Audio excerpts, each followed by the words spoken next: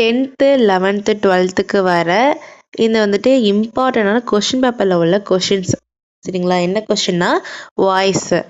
First இதில் ஒரே step மட்டும் மாற்றணும், அவ்வளோதான். ரொம்ப easy. Rishi is eating the ice cream. இப்போ நம்ம சப்ஜெக்ட் ஆப்ஜெக்டாகவும் ஆப்ஜெக்ட் சப்ஜெக்டாகவும் மாற்றணும். இது ஒரு ஃபஸ்ட்டு ஸ்டெப்பு. நெக்ஸ்ட்டு அந்த வர வேர்போட ஐஎன்ஜி வந்துச்சுன்னா ஆன்சரில் என்ன சேர்க்கணும்னா பீயிங்னு சேர்க்கணும். இது செகண்ட் ஸ்டெப்பு.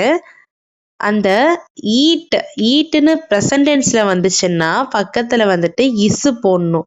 சரிங்களா? அதுவே ஈட்டுக்கு பதிலாக பாஸ்ட் டென்ஸில் ஏட்டு வந்துச்சுன்னா வாஸ் சேர்க்கணும். இது வந்துட்டு தேர்டு. இன்னொன்று என்னன்னா, நம்ம செய்கிற செயல் இருக்குல்ல, வேர்பு, அது வந்துட்டு பாசிவ் வாய்ஸில் வந்துச்சுன்னா எப்போ வந்தாலுமே அது வந்துட்டு V3ல தான் மாறும். V3ல தான் மாறும். ஓகேங்களா? இப்போ த ஐஸ்கிரீம் போட்டுட்டோம். ஐஸ்கிரீம் அப்படிங்கிறது என்னது? ஒரு பொருள். அது பக்கத்தில் ஈட்டிங் அப்படிங்கிறதுனால ப்ரெசண்ட்டில் இருக்குது. நம்ம இஸ்ஸு போட்டுக்கலாம். வாஸ் போடக்கூடாது, இஸ்ஸு தான் போடணும். ஐஎன்ஜி வந்ததுனால பீயிங் சேர்த்துட்டு ஈட்டிங்னா அதோடைய V3 என்ன? ஈட்டன். சரிங்களா? ஆஸ் யூஷுவல் நம்ம வேர்போட நம்ம பக்கத்தில் என்ன போடணும்?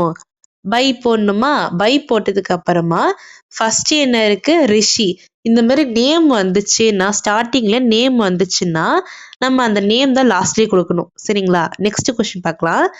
யுவா இஸ் சிங்கிங் த சாங். அது அப்படியே ஃபஸ்ட்டு கொஸ்டின் மாதிரி தான். த சாங் அது வந்து ஒரு பொருள், அதனால் இஸ்ஸு போடுறோம். நம்ம வாஸும் போடலாம். ஏன் வாஸ் போடக்கூடாதுங்க? சிங்குன்னு ப்ரெசன்ட் டென்ஸில் இருக்குது. நம்ம வந்துட்டு சிங்கோட பாஸ்ட் டென்ஸ் என்ன?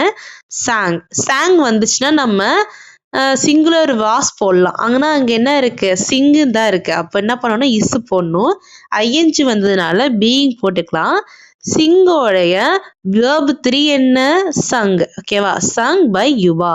நெக்ஸ்ட் உங்களுக்கான கொஸ்டின் என்னன்னா, Haris is taking the tea. இது எப்படி ஆன்சரா மாத்துவீங்கன்னு கமெண்ட்ல சொல்லுங்க. தேங்க்யூ. Bye by.